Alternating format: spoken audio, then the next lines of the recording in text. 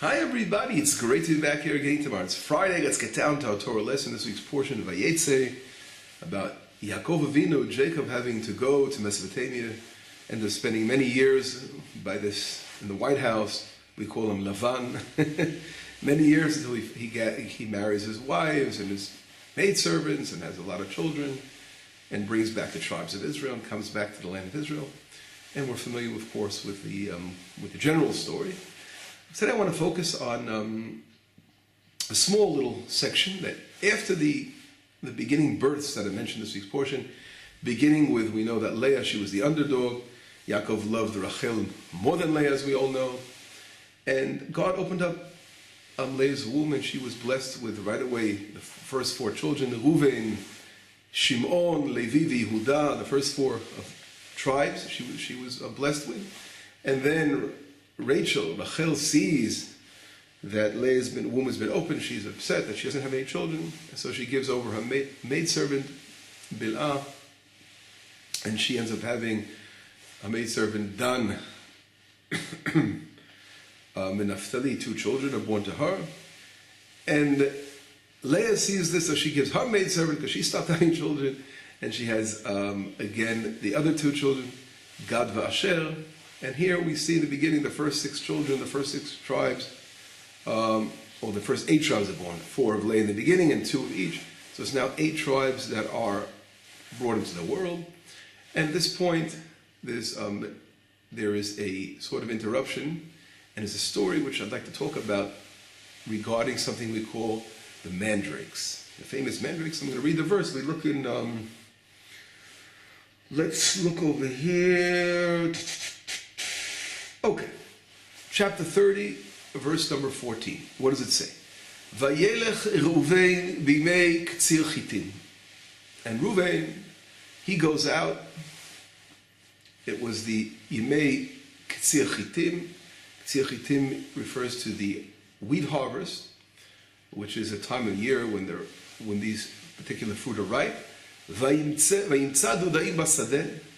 And he finds in the field something called dudaim. Dudaim are mandrakes, and this plant is something that's very common here in Israel. I mean, in Itamar, this area, for sure we see them many times, hiking through the mountains.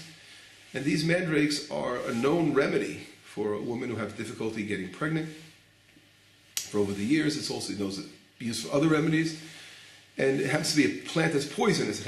You have to know how to do it, to use it. The fruit itself can be eaten, have to be cooked, and then once they're cooked, they taste like ananas, like pineapple. But whatever it is, this is a special remedy, and known as a healing fruit. And Reuven sees these dudaim, these mandrakes in the field.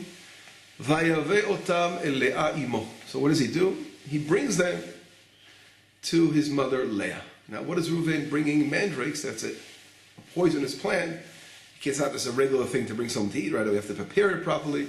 But obviously the reason Reuven's doing it is because he cares so much about his mother Leah. He's not happy that she's the underdog in the family. He knows that she's had 4 of her own children, 2 of her maidservants' children, but he still wants his mother to be blessed with more children in the world, and he really is looking for his mother's benefit. As the firstborn, he's of course leading this initiative of helping his mother become pregnant. And so he goes and he brings them to his mother, and he says, and right away what happens, Rachel sees this. So Rachel says, give me from these mandrakes of your son. I want them also. Now, why does Rachel want them? Because Rachel obviously has serious problems getting pregnant. And she has no children of her own. I mean, she has a maidservant's children, but still she wants her own children as well. So she's asking Leah if she can have some of these mandrakes. And what does Leah say in verse number 15? Vatomer la hameat kachtech et ishi velakacht gam medudai beni. In other words, she's saying, is it enough that you have my husband that you want to take away my mandrakes? Now, what is this message here that Leah is trying to say? Leah is trying to say, in other words, we know that Jacob had his tent. He set up his tent close to Rachel's tent. In other words, he was living much more with Rachel than with Leah. And And Leah again felt this as this underdog, that she didn't have her husband next to her. Of course, it wasn't easy being married to, having 4 different wives, or 2 wives and 2 maidservants. But in those days, it was a different world, obviously. But you can think about, on one hand, the pain that it would be for Leah, feeling that she's more, not loved as much, etc. It's very hard for us today, in modern times, to identify with this kind of situation. But as a human beings, right, emotionally, we can connect very much to the underdog, understanding not having more time with a husband. And that's really what was going on over here, because Jacob's tent was next to Rachel's tent. And that's what Leah was saying. Isn't that enough that you have Jacob's tent right next to you? Let me have, she's saying, leave my dudaim, leave my mandrakes alone, at least she'll have a blessing, But this is what she was telling her sister, Rachel. A very, very painful story. And it goes on. We read the next part of the verse. Vatomer Rachel, and Rachel says, Lachen yishkav imach halayla. So therefore, Rachel says, I'll do you a deal. Yaakov, Jacob, will sleep with you tonight. Tachat dudei b'nei. And then I will take the dudaim. So what was going on in Rachel's mind over here? Okay, she's willing to give up a night with her husband for the dudaim, for the mandrakes. Now we see something very interesting. In reality, we can look at it in a couple of ways, but I think a very important way to stress it, so powerful, is that we see how much Rachel wants a child. And she wants to do what she can. So she's willing to give up being with a husband, or that brings children in the world, but she figures right now she needs to do something medically that can help her, and then she'll be able to have children. So she's saying, I'm going to give Jacob tonight to Leah, and then I'll take these mandrakes and I'll be healed, and then I'll be able to have children. So she's thinking, of course, for her benefit of having a child. And she's willing to send off Jacob to Leah, his other wife. So what does Leah say? It's just interesting over here. We see that Leah is very quiet at this point. After Leah makes a comment and saying, is it enough that he's sleeping with you every night and I'm alone here? She sort of seems to be very quiet. And then the next verse it says, Vayavo Yaakov min hasadeh ba'erev. And here we hear Jacob comes into the picture. Jacob comes back from the field in the evening. He was working very, very hard. The Malbim, as a matter of fact, I'm going to bring down some things from the famous Malbim here. And he comes towards the evening, but Vayetzey Leah lekrato. And Leah comes right away greeting Yaakov. And he expects, of course, to see Rachel, right? Vatomer elai tovo, ki sachor saralticha bedudei beni. Here again, we see Leah again. She goes, come, I want you to come to me tonight, because tonight I basically made a deal with Rachel, and I hired you. You have to come to me tonight for the dudei beni. I gave her the dudaim. And what does Yaakov do? Right away it says, Vayishkav ima balaylahu. And Yaakov lied with Leah that night. And we know, we'll read in a minute the next verse, what happens as a result of that connection. But it's very important to understand what's going on. Here's Yaakov coming back from a full day of work, expecting to go to, again, most of the time he would sleep, again, we mentioned before, with Rachel. And here, Leah's coming to greet him and saying that she hired him tonight because of these mandrakes.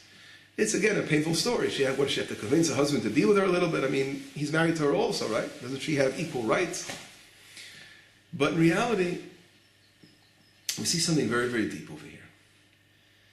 And this is a beautiful explanation I saw in the Malbim, one of the great commentaries from the 1800s around, a very, very great commentary on the Tanakh, which is, if you're ever learning Tanakh and you want to have a question, a lot of times, almost all the time he relates to that question that you would ask. He sort of hits it on the head. But he has a very interesting explanation how he explains these verses. And I remember reading this a while back, and it's always it stands out very strong, his explanation. And he's saying that here we see a struggle, an interesting struggle between, I'm trying to expand, I'm taking his basic idea and trying to expand on it, but there's a struggle between two parts two, I would say, elements in this world. I don't know. We'll find a better word for it soon. One is following a path of nature, a nature path. In other words, living a life in the realm of nature. On the other hand, we have a path of faith. And the question is, how do we combine these two worlds? You know, on one hand, we know that the world has its rules. You know, God, when He created the world, He set in a huge laws of physics and everything around, from physics all the way down to the laws of everything, biology, chemistry. These natural laws are not broken on a regular basis. And we see the world is running since it's been set into motion by God. You know, the world is working and runs on the nature. And within nature, we have to find God. That's our beauty within nature, to find God and to see, you know, to see the beauty of nature. You want to understand, you know, to want to see a God in the universe. All you have to do is go outside and look at the stars, look at the cosmos, and look at the amazing. Just look at it. You can even look at a little ant and understand the intricate details of how so perfect everything is in this world. And you see God all over nature. But nature is a very important rule, and God works through nature. He does not want to break the laws of nature. And we see that in the prophecy as well. Obviously, prophecy, there's miracles above nature, but there's rules behind miracles as well, and all these things, the way God runs. There's not the time or the place now, at this particular time, to go into that, because that's a large discussion, a large area of research, and to explain that whole thing. It's a very, very, very, very broad topic. But for our understanding, we know that nature, again, created by God, is something that we have to follow, right? Person is sick, he goes to a doctor, right? He tries to do things within nature, and we don't rely only on our prayers, you know, obviously. Prayer is such a powerful thing. You can change nature. Sometimes we go above nature and miracles take place. But we still have to, God demands from us to live within nature first, because we are human beings and He places us in a world of nature. And here in this world we have to find God. On the other hand, we have the whole thing of faith. And emunah, we call in Hebrew. And faith is emunah in Hebrew. And emunah coming from the word meaning an oman, an artist, right? God, or craftsman. God is behind. Faith shows us something behind it. There's an intelligent design to what we see. You see a beautiful painting, you know that there was a very, very special painter that painted a beautiful painting. And you see this beautiful world, you know that God is behind this beautiful world. So faith is looking into the world and seeing there's a God that runs the rules here, and that's not in the hands of nature. There's something beyond nature. And that's really the other side, the other element, the other thing we were talking about. I was looking for a word. And they both, of course, work together, because nature, you know, alone, not believing in there's a God that rules nature, again, God forbid, is off the path. Someone is following was a doctrine of atheism, not believing there's a God in the world. And only faith, on the other hand, is not a proper path, because God gave us a world of nature that we live in, so we have to combine the two worlds. So looking at these two sides, we have a great question. What happens when a person has a difficulty, a physical difficulty in getting pregnant? Here we see it right here with Rachel.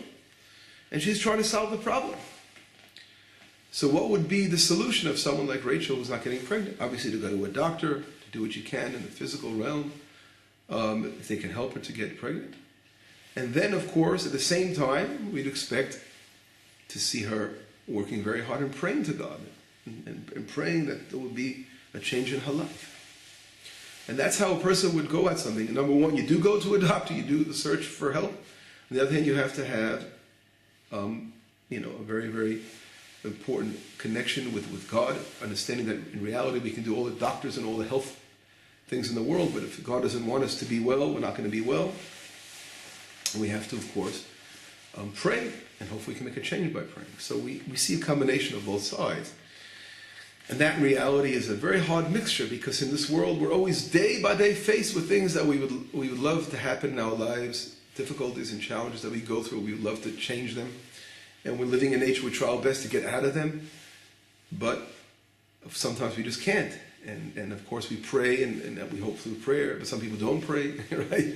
So the question is, what is the proper mixture between these two worlds? And how do these two worlds, that's the good word, worlds, how do these two worlds join forces and work in unison the proper way? And that's really what I think the conflict between here of Leah and Rachel is all about. And this is, again, I'm expanding on the words of the Malbim, the famous Malbim. Leah, as we know with the Zohar Kadosh, a famous esoteric teacher, famous Rabbi Shimon Bar Yochai, he calls Leah the Alma de Kassia, the unrevealed, the world that's sealed, covered over. She was on a level, a very, very high spiritual level.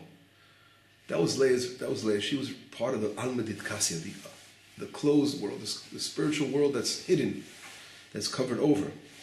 And Rachel was on the Alma de Galia, the revealed world, the world that's more of nature. In other words, each side, Leah represented more of the emunah, the faith, that side, and Rachel represented more of the side that was revealed, the nature side, and Leah more of the faith, we say. So these were the two worlds that each sister represents something else. And here, when Rachel came along and she saw that Reuven, who was doing something natural, his mother stopped having babies, and he wanted her to have more children, so he wanted to give her the in to help her do something natural.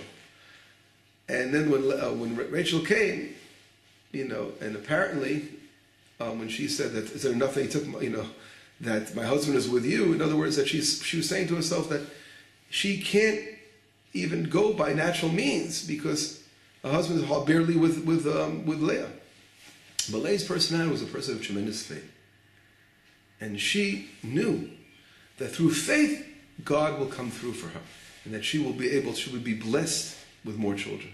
So she actually gave up her mandrakes, which was supposed to bring this blessing of children, heal her.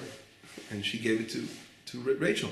And Rachel was totally engulfed in the realm of nature.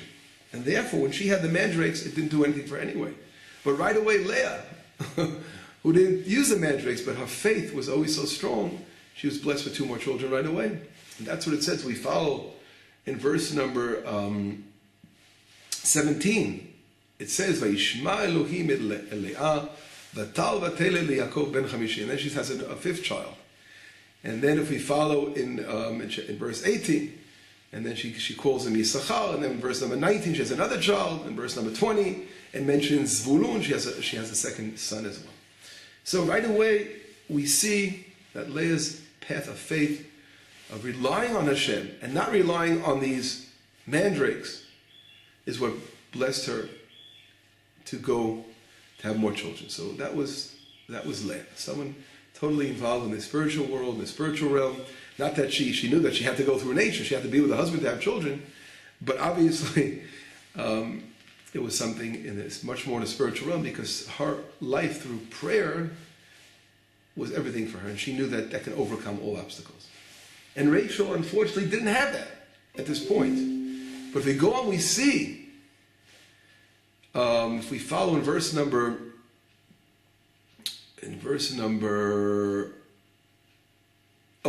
22, right after that, immediately right after, verse number 22. Vayiskor Elohim et Rachel, and God remembers Rachel. Vayishma eleh, and he listens to her. Vayishma el Elohim, vayiftach et, and he opens her womb. So we see over here that in verse number 22, there's something that changes in Rachel's life. And it says, God remembered Rachel, Vayishma eleh, and he listens to her. In other words, Rachel began to talk to God. Beforehand, we don't see Rachel talking to God. As a matter of fact, if we look in this week's portion, we see later on the Trafim. The Trafim are these, whatever they were, these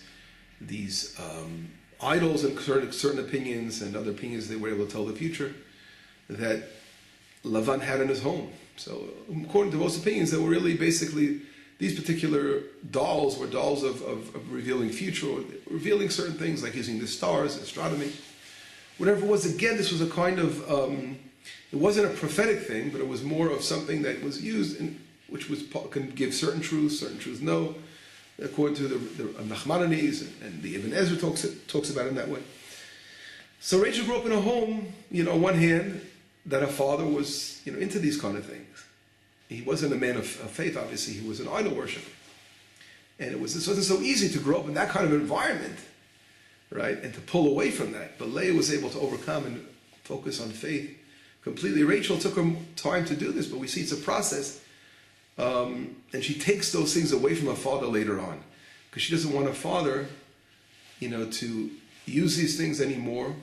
And therefore, maybe we can look at it in ways that she now, by taking away those trofim from her father, those things that were astronomy, those kind of things that dealt with stars and not dealing, it was a sign that she now completely was relying much more on prayers, and more than the nature of all these other devices that are not directly God, connected to God. Everything is Hashem, of course, in the world, but I'm saying, using something that wasn't, instead of praying to Hashem, natural way of praying, using all kinds of devices, telling the future. So that was really a seal that showed that she's completely changed herself. She made a change in her life. So the change that Rachel makes in her life here is what allows her to get pregnant again. God hears her voice. And no longer she's relying on the mandrakes and these other alternative things that are helping her.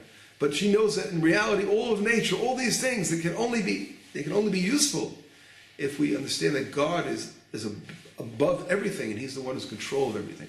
And that can give us a tremendous blessing in life, in every realm. This lesson, of course, is one of the millions of lessons that we can learn from this week's portion, but it's such a powerful lesson, because this world, we're in a constant struggle in our lives, as I mentioned before, between these two elements, between these two worlds, the world of faith and the world of nature. And we realize we have to God wants us to live in a natural world and to do what we can in nature. But we have to always remember who is above nature, and it's God who we have to pray to allow us that all of nature to be an assistant in helping us, to achieve very important things in our lives. But it's only through our faith in Hashem that things can happen and and changes can be made. Only, of course, deep changes, real changes in our lives, if we really learn to connect to Hashem and realize that He's in charge of the world. And the most difficult obstacles we can overcome through faith and through emunah. And that's really the beautiful lesson we learned of Leah and Rachel, Rachel, in this week's portion. And let it be a guiding star for all of us. Anyway, have a wonderful Shabbat. Shabbat Shalom, B'sorot Tovot, Yeshuot, V'nechamot.